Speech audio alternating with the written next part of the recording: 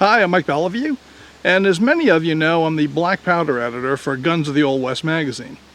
And today we're out at the range with the LeMat Revolver. This is one of the oddballs of the Civil War, you might say, heavily favored by the Confederate forces, not used by the Union.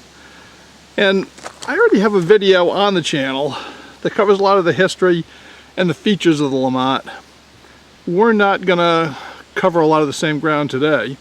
What I'm going to do is a little more shooting with it, and I'm going to show you the shot shell loading or the shot loading technique that I'm using now for the shot barrel, as well as just regular pistol loading, and hopefully we'll have a little bit of fun with it. So let's take it out to the range. In this video, I'm not going to go over the entire history and background of the LeMat Revolver.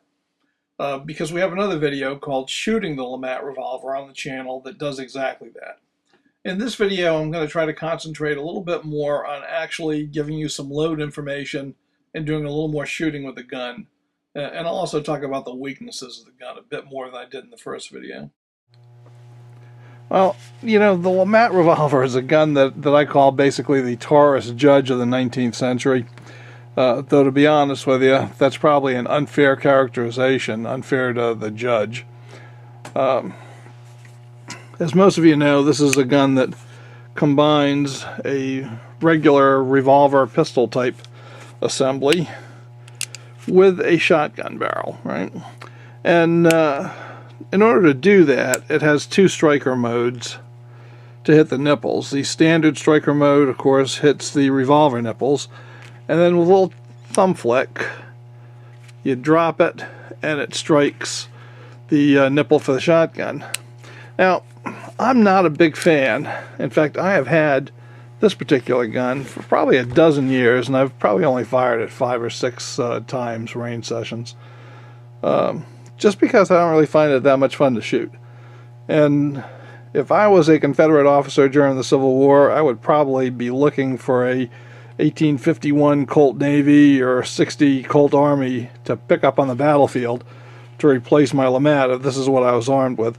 This is a gun that was favored by a number of Confederate generals, and it's probably a good general officer's gun because it's the sort of gun that Jeff Cooper would have characterized as a gun to carry often and shoot seldom.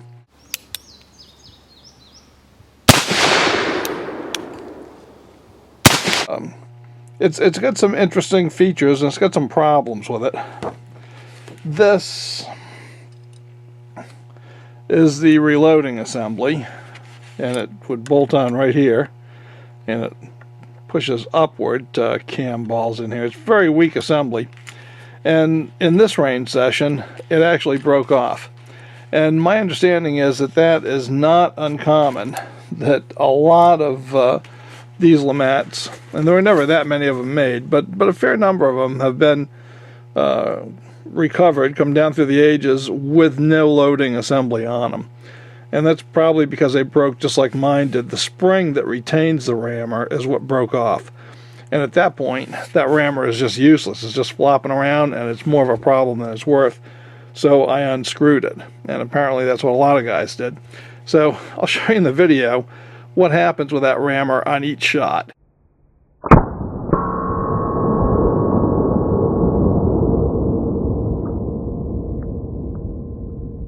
And you can see exactly why it is no fun.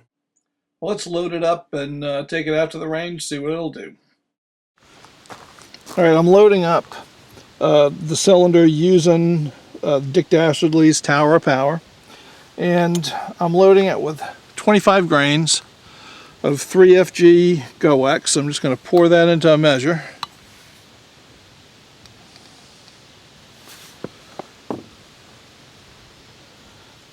Dump that in. Now I'm going to top that with a lubricated felt wad. And all these wads do is they provide lubrication down the bore to keep the fouling soft. And they cushion the bottom of the ball or the bullet from the impact of the burning powder so it doesn't deform. They don't stop chain fires. and neither does greasing the chamber mouth stop chain fires. Chain fires occur generally from the rear of the cylinder, and they're from ill-fitting caps or caps that have fallen off. So I just want to show you this. When we seat the bullet, you will get this ring of lead, because the bullet is going to, the ball in this case, is going to be a little bit oversized for that chamber. And the chamber mouth shaves off that ring of lead, which proves that the ball is now a perfect force fit into that chamber, and no spark can get by it. All right, this is how you know you're not going to get a chain fire from the front. This is what really stops it, a good fitting ball. Not grease, not wads. This is what you want to see every time you're seating a ball. Well, Evil Roy is back and he's scouting for the Federal Cavalry. And it's up to us and our trusty LeMats to stop them from getting back to Custer. Let's see if we can take them down.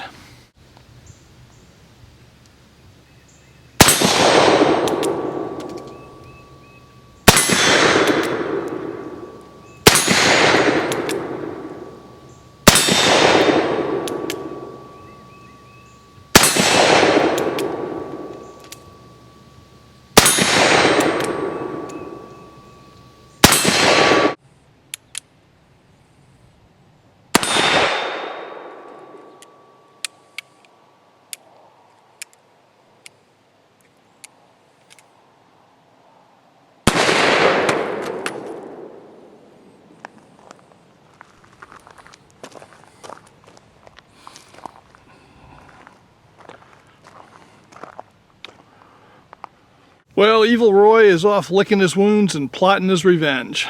So let's see what we can do on some water bottles with the LeMat.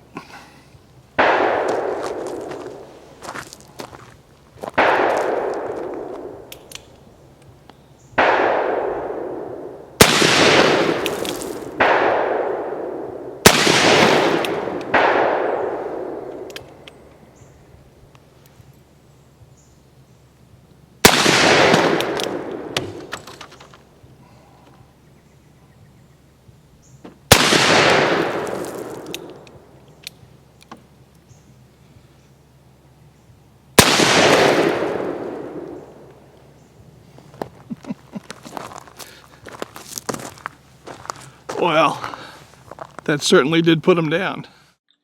All right, certainly the most unusual feature of the LeMat, or LeMat, is that the cylinder arbor is a shotgun barrel of approximately 20 gauge.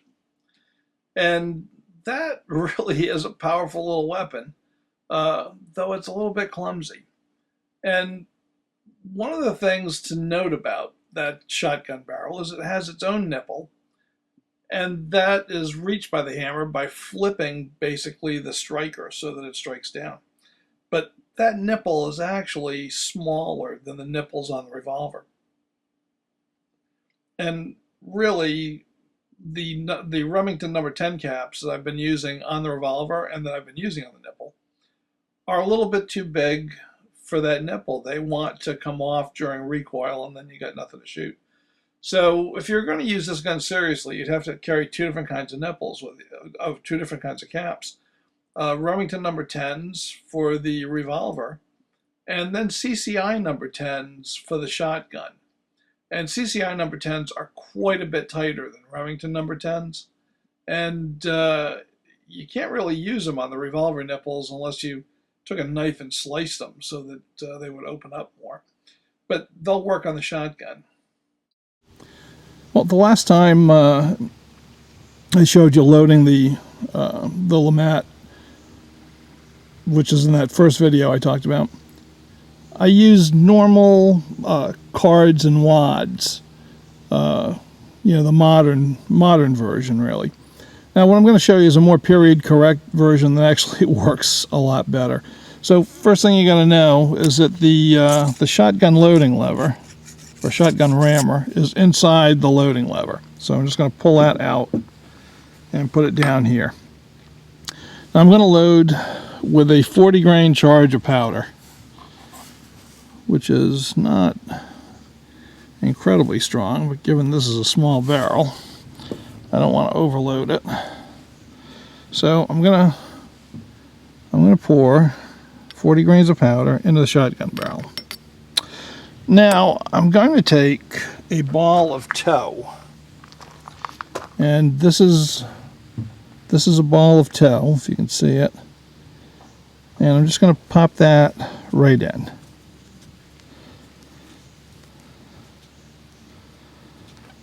Right on top of the powder.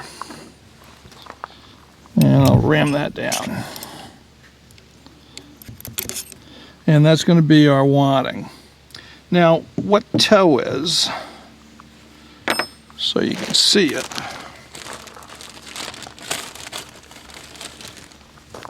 Tow are the rough fibers of the flax plant.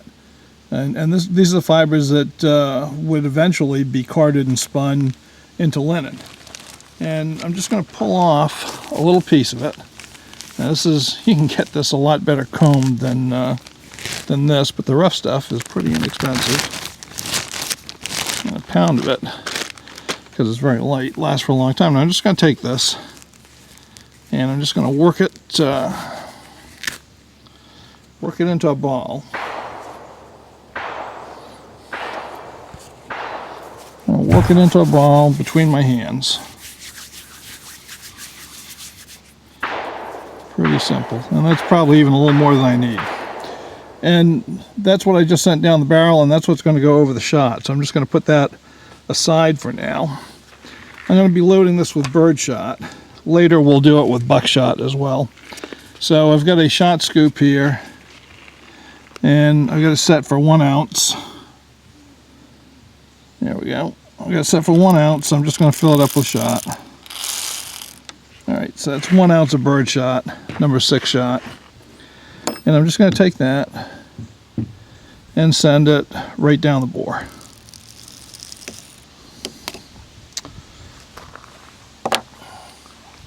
And then I'm going to take our second ball of tow,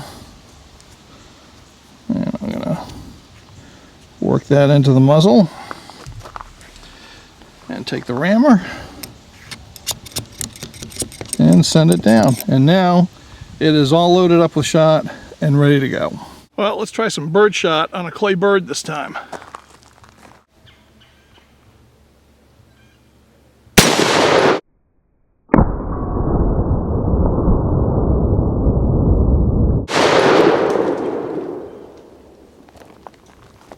Well, I've got the LeMat loaded with 50 grains of 3FG black powder and with 9 00 buckshots. So let's see what we can do to a honeydew melon.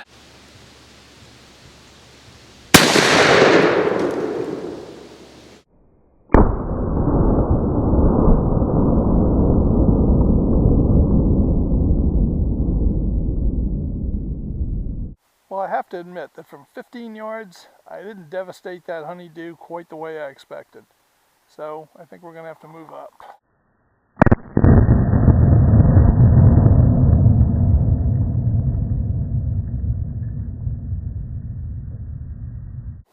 That's better. Well, still some left.